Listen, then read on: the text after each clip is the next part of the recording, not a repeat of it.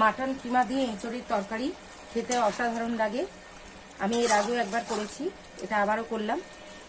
আর ভাত, রুটি, লুচি, পরোটা সব কিছু দিয়েই কিন্তু খেতে খুব ভালো লাগে।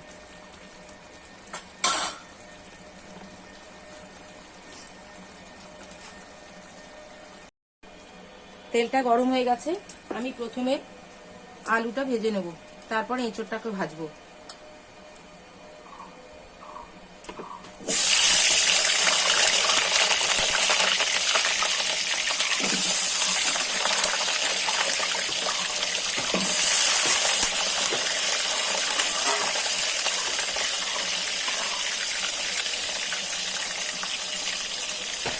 আলুটা ভাজার সময় একটু লবণ দিয়ে দেবো।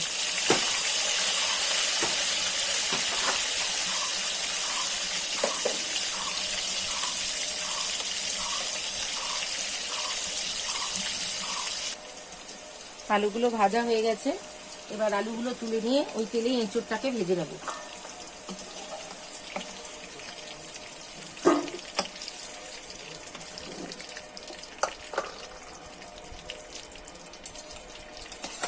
এঁচড়টাকে একটু হলুদ দিয়ে ভাপিয়ে রেখেছিলাম, সিদ্ধ করিনি, জাস্ট একটু গরম জলে হলুদ দিয়ে ভাপিয়ে রেখেছিলাম।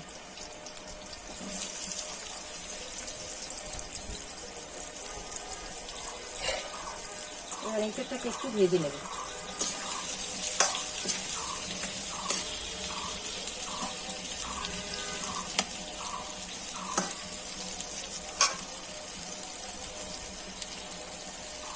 এঁচড়টাকে ভেজে তুলে নিয়ে তারপর সিদ্ধ করে রেখেছি মাটন কিমা, ওই মাটন কিমা দিয়ে কষে তরকারিটা রান্না করব।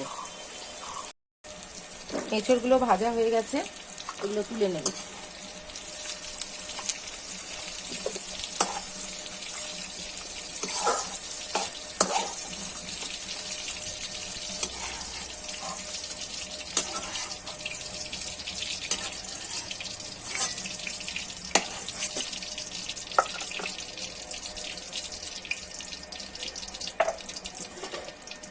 এবার ওর মধ্যে দিয়ে দেবো একটু পেঁয়াজ ফোড়ন।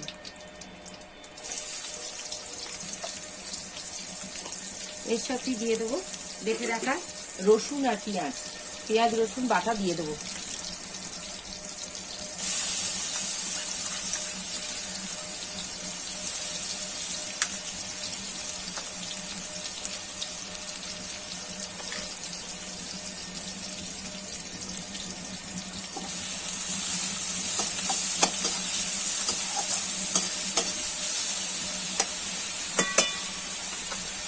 কাঠির জালে কিন্তু রান্না খুব তাড়াতাড়ি হয়ে যায়।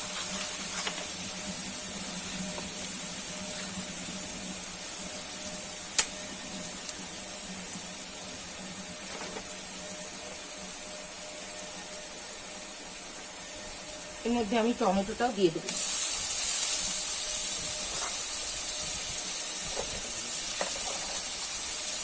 এর মধ্যে যোগ করবো আমি লবণ।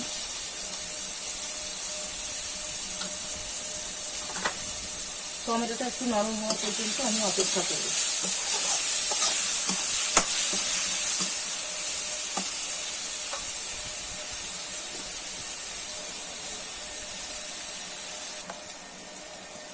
এবার এর মধ্যে যোগ করব নুন হলুদ দিয়ে সিদ্ধ করে রাখা মাটন কিমা।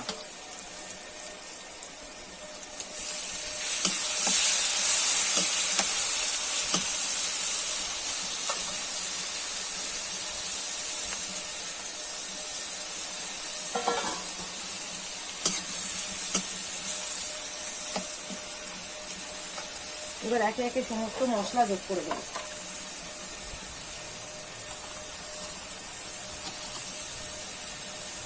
অল্প পরিমাণ চিনি দেব, ধনে জিরে গুঁড়ো দিলাম, হলুদ দিলাম, লঙ্কার গুঁড়ো দিলাম।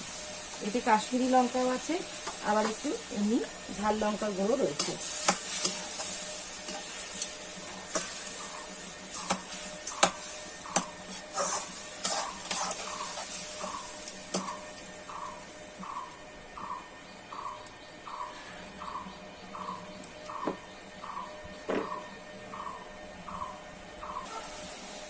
মশলাটা কষা হয়েছে, আমি একটু সামান্য পরিমাণে একটু জল দেবো, দিয়ে এর মধ্যে আদা বাটা দিয়ে দেবো।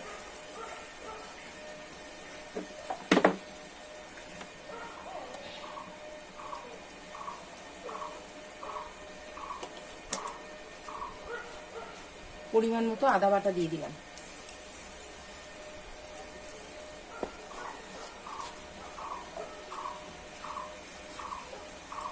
এবার আরেকটু কষে নেব।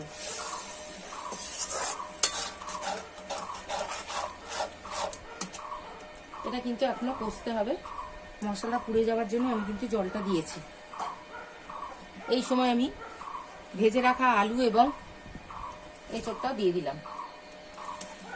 এবার একসাথে কষতে থাকবে।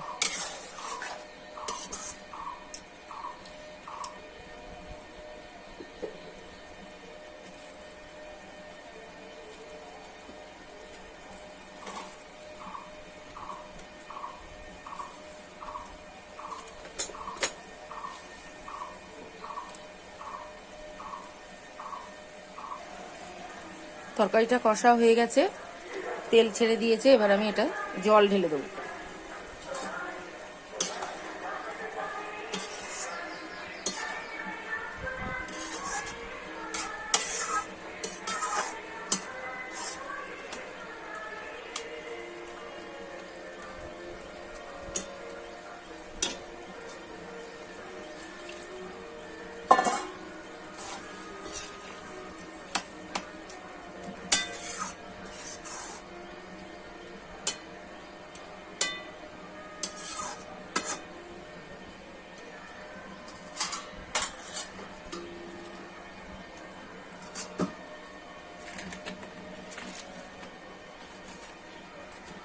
ঢাকা দিয়ে সিদ্ধ করে নেবো, নামিয়ে গরম মশলা দিয়ে দেবো। এঁচোড়ের তরকারিটা হয়ে গেছে, নামাবার আগে একটু গরম মশলা দিয়ে দিলাম।